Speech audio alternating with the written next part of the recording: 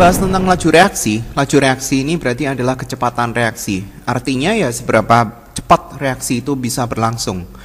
Pada saat kita membahas tentang kecepatan reaksi, ada dua hal yang kita bahas, yaitu adalah kecepatan reaksi yang terpisah. Terpisah itu berarti maksudnya sendiri-sendiri, atau kecepatan reaksi yang terpadu. Kalau kecepatan reaksi yang terpadu ini tergantung daripada reaktan. Jadi kalau misalkan kita punya satu reaksi kimia, ini tuh yang sebelah kiri itu namanya adalah reaktan, yang sebelah kanan itu namanya adalah produk atau hasil reaksi. Pada saat kita membahas reaksi yang sifatnya terpisah, misalnya katakanlah kita punya A plus B hasilnya adalah C, katakanlah ini ada koefisien tertentu A, M, N, terus kemudian di sini P. Kecepatan reaksi terhadap A itu adalah kecepatan berkurangnya konsentrasi A per satuan waktu. Tanda kurung kotak itu artinya adalah konsentrasi. Konsentrasi itu adalah molaritas. Di sebelumnya pada saat pas di kelas 10 kita belajar tentang molaritas. Cara mencari itu adalah mol per volume, di mana mol N-nya itu dalam satuan mol, sementara volumenya itu dalam satuan liter. Kita juga bisa menggunakan dengan cara lain. Molnya itu nggak pakai satuan mol tapi pakai satuan milimol, tetapi volumenya kita harus dalam satuan mililiter. Kita juga bisa menggunakan cara lain, yaitu adalah tinggal 10 dikali rho dikali sama kadar dibagi sama mr, di mana rho-nya ini dalam satuan kilogram per liter. Ini nggak usah di per 100 ya, di per 100. Jadi cuma angkanya aja. Kalau kita mencari tahu kecepatan reaksi terhadap B, itu adalah kecepatan berkurangnya konsentrasi B per satuan waktu. Sementara kalau kita mencari tahu kecepatan reaksi terhadap C, itu adalah kecepatan bertambahnya konsentrasi C per satuan waktu. Dimana di sini semua kalau misalkan kita bandingin, maka kecepatan reaksi terhadap A dibanding kecepatan reaksi terhadap B dibanding kecepatan reaksi terhadap C, kita bisa bandingin sama koefisiennya ini. Berarti tinggal perbandingannya adalah minus M dibanding minus N dibanding sama P. Jadi kita boleh bandingin. Sekarang kita lihat contoh. Misalnya ada suatu reaksi untuk pembentukan amonia. Jadi satu nitrogen ditambah sama 3 molekul hidrogen berubah menjadi 2 molekul amonia. Misalnya mula-mula itu adalah 10 mol, 12 mol, terus kemudian dia muncul reaksi 4 mol. Pada saat kita belajar tentang stoikiometri, kalau misalkan kita punya A plus B hasilnya C, maka yang sering sekali kita jumpai adalah di sini tuh dua-duanya sisanya 0 atau salah satu 0. Jadi A plus B hasilnya C, di sini 0, sementara di sini ada sisa. Terus kemudian kemungkinan yang ketiga adalah kita punya mula-mula reaksi sisa tapi B-nya 0 sementara A-nya sisa. Pada saat kita membahas tentang kecepatan reaksi, kita nggak pernah ngurusin bentuk yang seperti ini karena kecepatan reaksi itu berlangsung pada saat pas zatnya itu masih ada. Jadi kalau reaktannya itu udah 0 atau salah satu 0, ini juga yang B-nya itu 0, maka dia sudah nggak ada kecepatan reaksi karena reaksinya itu sudah berhenti. Jadi kita nggak belajar tentang topik di mana ada reaktan yang dia itu ada sisanya 0, karena itu nggak mungkin, karena kita nggak belajar kecepatan reaksi pada saat kondisi soal seperti itu. Jadi yang di sebelah kiri maupun di sebelah kanan pasti ada angkanya. Jadi di sini ada angka, di sini ada angka, di sini juga ada angka. Jadi kita nggak pernah nyari reaksi pembatas di laju reaksi ini. Nah sekarang kalau misalkan kita mengisi apa yang tertulis di bereaksi, kita bisa bandingin sama koefisien. Jadi kalau misalkan ini 4, berarti ini adalah 4 karena koefisiennya adalah 2. Di sini koefisiennya 3, berarti di sini 6, sisanya 6. Terus kemudian ini koefisiennya 1, tinggal bandingin, berarti ini adalah 2 mol, maka di sini adalah 8 mol. Jadi kecepatan reaksi terhadap nitrogen itu adalah kecepatan berkurangnya nitrogen per satuan waktu. Nitrogen mula-mula 10 mol, nitrogen sisa 8 mol, berarti kecepatan berkurangnya dia adalah 2. Jadi yang kita masukin adalah angka yang 2 ini. Minus 2 mol dibagi sama volumenya 5 liter dibagi sama waktunya adalah 10 detik. Tinggal hitung sendiri berapa molar per detik. Tapi di sini ada minusnya yang jelas. Kecepatan terhadap hidrogen, atau kalau misalkan saya cari 2/5 itu adalah 0,4 bagi 10, berarti ini adalah 0,04. Kecepatan hidrogen berarti mula-mulanya 12, terus kemudian akhirnya itu adalah 6, berarti kecepatan berkurangnya itu adalah 6, kita tinggal tulisin 6 mol dibagi sama volume 5 liter dibagi sama 10, berarti 1,2, 0,12 satuannya adalah molar per detik. Nah sekarang kita lihat satuannya. ini nilainya adalah 0,04. Ini nilainya adalah 3 kali lipatnya. Coba lihat nih, 0,12. 0,12, ini ada minusnya, ini juga ada minusnya. Jadi sebenarnya kalau misalkan kita mau cari ini, hasilnya adalah 0,08 sebenarnya, molar per detik. Kita tinggal pakai perbandingan koefisien. Atau kalau kita mau nyari juga boleh. Kecepatan terhadap NH3 itu adalah kecepatan bertambahnya konsentrasi NH3 per satuan waktu. Mula-mula 0, sisanya 4, berarti dia bereaksi sebanyak 4, berarti kita tinggal tulis di sini. 4 dibagi sama volume, dibagi sama total volume, berarti 0,8 bagi 10, berarti 0,08. Sama kayak seperti kalau kita menggunakan perbandingan koefisien. Jadi kita bisa menggunakan perbandingan koefisien. Nah sekarang bagaimana kalau misalkan dia itu terpadu? Kalau dia terpadu, maka kita harus mencari kecepatan reaksi itu berdasarkan data percobaan. Misalnya kita punya rumus itu seperti ini, di mana X itu adalah orde atau tingkat reaksi terhadap A. Kita bisa tulis orde atau kita tulis tingkat reaksi juga boleh. Y-nya itu adalah orde reaksi terhadap B. Nah, bagaimana cara mencari orde ini? Caranya adalah menggunakan data percobaan seperti ini. Katakanlah di sini kita tuliskan dulu rumus daripada kecepatan reaksi terhadap A. Ini adalah kecepatan reaksi yang terpadu ya. Jadi maksudnya dia melibatkan reaktan-reaktan yang ada.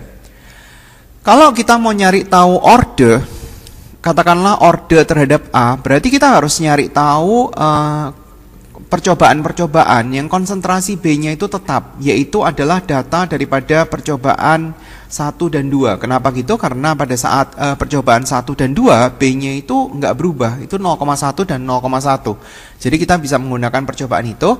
Kalau kita tulisin lengkapnya, karena kita menggunakan percobaan 1 dan percobaan 2, kita bisa tulisin seperti ini. A percobaan 1, terus kemudian B percobaan 1 pangkat Y dibagi sama K kali A percobaan 2 pangkat X, B percobaan 2 pangkat Y, karena ini sama, kita bisa coret. Terus kemudian kita tinggal masukin V-nya, 0,02, satuannya molar per detik. V2-nya adalah 0,08, terus kemudian yang di sini kita gabung jadi 1. A percobaan yang pertama dibagi sama A percobaan kedua pangkat X. Ini disederhanain, terus kemudian A percobaan 1 dibanding A percobaan 2 itu adalah setengah, sehingga kita bisa mendapatkan ordenya itu adalah 2. Kalau kita mau nyari tahu orde terhadap B, karena kita nanti pasti akan mencoret-coret, saya nggak mau nulis lagi untuk K kali konsentrasi A ya. Kita harus nyari percobaan yang kalau bisa A-nya itu tetap. Jadi saya menggunakan data percobaan 1 dan percobaan 3. Terus kemudian kita tinggal menuliskan V1 dibanding V3. Terus kemudian kita tinggal tulisin B percobaan 1 dibanding sama B percobaan 3 pangkat Y, karena ordenya itu adalah Y. V1-nya kita tinggal masukin 0,02 dibanding 0,04, berarti kita mendapatkan setengah. B percobaan 1 dibanding B percobaan 3 itu adalah setengah juga. Jadi kita bisa mendapatkan bahwa nilai Y-nya itu sama dengan 1.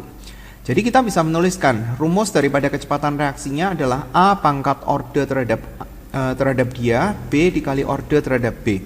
Kalau kita diminta untuk mencari berapakah nilai K-nya, tinggal masukin ke salah satu percobaan. Misalkan kita mau pakai percobaan 1. V1-nya adalah 0,02 molar per detik, K-nya kita nggak tahu, konsentrasi A-nya adalah 10 pangkat min 1, pangkat 2, satuannya adalah molar, terus kemudian B-nya adalah 10 pangkat min 1, satuannya molar juga, jadi kita bisa ketemu K-nya berikut dengan satuannya, yaitu adalah molar pangkat min 3, molar pangkat min 3, bukan, molar pangkat min 2, detik pangkat min 1, tinggal ngitung. Bagaimana kalau misalkan ini urusannya dengan waktu?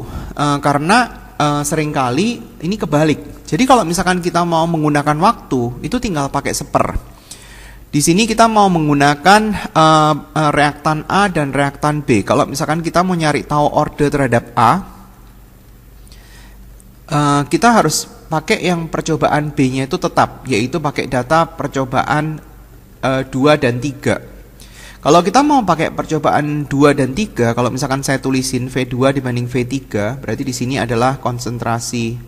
Kita mau nyari orde terhadap A, berarti B-nya tetap, berarti di sini A percobaan 2 dibanding sama A percobaan 3. Jadi di sini V2-nya itu kita tuliskan itu seper. Jadi menggunakan seper daripada waktu. V3-nya itu adalah 1/4. Terus kemudian di sini A percobaan 2-nya itu adalah 0,1 per 0,2. Di sini nilainya 1 sama dengan setengah pangkat X. Nah, kita bisa ketemu X-nya sama dengan 0. Karena setengah pangkat 0 itu adalah 1. Kalau kita mau nyari tahu orde terhadap B, berarti kita harus nyari yang A-nya itu tetap.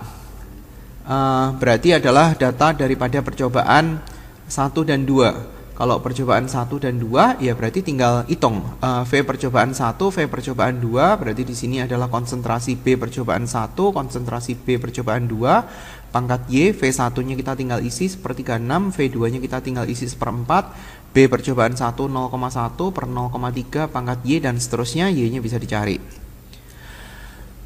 Kadang-kadang dia bentuknya itu kalimat. Kalau bentuknya kalimat itu sebenarnya sama aja. Konsentrasi A diperbesar 3 kali, berarti kita bisa tulis A percobaan yang kedua itu sama dengan 3 kali daripada A percobaan yang pertama. Konsentrasi B tetap, laju reaksi 9 kali lebih besar, berarti kita bisa tulis V2-nya itu adalah 9 kali V1. Jadi kita bisa bandingin V2 dibanding V1, terus kemudian di sini kita punya A percobaan 2 dibanding sama A percobaan 1 pangkat X. Saya pakai orde A-nya itu pangkatnya X, terus kemudian B-nya ordenya terhadap Y. Berarti di sini kita tinggal tulisin 9V1 dibagi V1, ini 3 dibagi sama 1 pangkat X, berarti 9 sama dengan 3 pangkat X, X-nya ketemu 2. Untuk kalimat yang kedua, dia ngomong A-nya sama B-nya diperbesar 2 kali, berarti B yang kedua itu sama dengan 2 kali B yang pertama, terus kemudian A-nya juga, A-nya yang kedua itu adalah 2 kali A-nya yang pertama, ya tinggal ditulis kan ya. V yang keduanya itu adalah 8 kali V1, ya tinggal tulis V2 dibanding V1 sama dengan ini di sini berarti A percobaan yang kedua dibanding A percobaan yang pertama, pangkat ordenya dia B percobaan yang kedua dibanding sama B percobaan yang pertama, pangkat ordenya dia. Kita tinggal tulisin 8V1 dibagi sama V1, ini nilainya adalah 2 dibagi 1, terus kemudian di sini juga 2 dibagi 1 pangkat Y, karena X-nya udah ketemu tinggal masukin sini, nanti bisa ketemu Y-nya itu berapa. Jadi nggak terlalu susah sebenarnya. Kemudian ada pengaruh daripada suhu. Suhu itu dia akan meningkatkan daripada energi kinetik daripada partikel. Jadi pada saat energi kinetik partikel itu lebih gede, maka dia akan bergerak lebih cepat. Kalau dia bergerak lebih cepat, berarti artinya tumbukan antara partikel satu dengan partikel yang lain itu akan lebih cepat, sehingga reaksinya itu akan lebih cepat juga. Jadi kalau misalkan kita mau menggunakan rumus, kalau ini adalah basicnya, reaksi 2 kali lebih cepat jika ada kenaikan suhu 10 derajat, kita sebenarnya bisa menggunakan 2. Satu menggunakan rumus, satu menggunakan satu manual. Kalau kita menggunakan rumus, kalau misalkan dia itu basicnya adalah reaksi 2 kali lebih cepat setiap kenaikan 10 derajat Celcius, berarti kita bisa tuliskan 2 pangkat delta T per 10. Kalau misalkan dia hubungannya sama waktu, berarti ini bentuknya adalah seper. Kalau kita punya informasi yang dia itu basicnya bukan seperti itu, misalnya reaksi akan katakanlah 3 kali lebih cepat. Untuk setiap kenaikan 15 derajat Celcius, ya berarti kita bisa ganti rumusnya. Kalau untuk V2 itu adalah untuk yang suhu tinggi, V1 untuk suhu yang lebih rendah ya. Berarti kita tinggal tulis 3 pangkat delta T per 15, kalau dia hubungannya sama waktu, itu pakai sepertiga pangkat delta T per 15. Nah sekarang bagaimana kalau misalkan dia manual? Misalnya kita punya informasi yang ini dan dia diketahui pada saat suhu 20 derajat Celcius kecepatan reaksinya adalah 10 pangkat min 3 molar per detik. Berapa pada saat 50 derajat Celcius? Kecepatannya berapa? Nah kita ngerjainnya satu-satu dari 20 ke 30 kan, setiap naik 10 derajat reaksinya 2 kali lipat. Berarti di sini 2 kali daripada yang ini. Kalau 40 derajat Celcius berarti 2 kali juga, 2 kali daripada ini berarti 4 kali 10 pangkat min 3 molar per detik. Kalau 50 derajat Celcius ya berarti 2 kali lagi, berarti hasilnya adalah 8 kali 10 pangkat min 3 molar per detik. Jadi seperti itu kalau manual. Kalau mau pakai rumus ya tinggal masukin rumus yang atas ini. Oke, sekarang latihannya.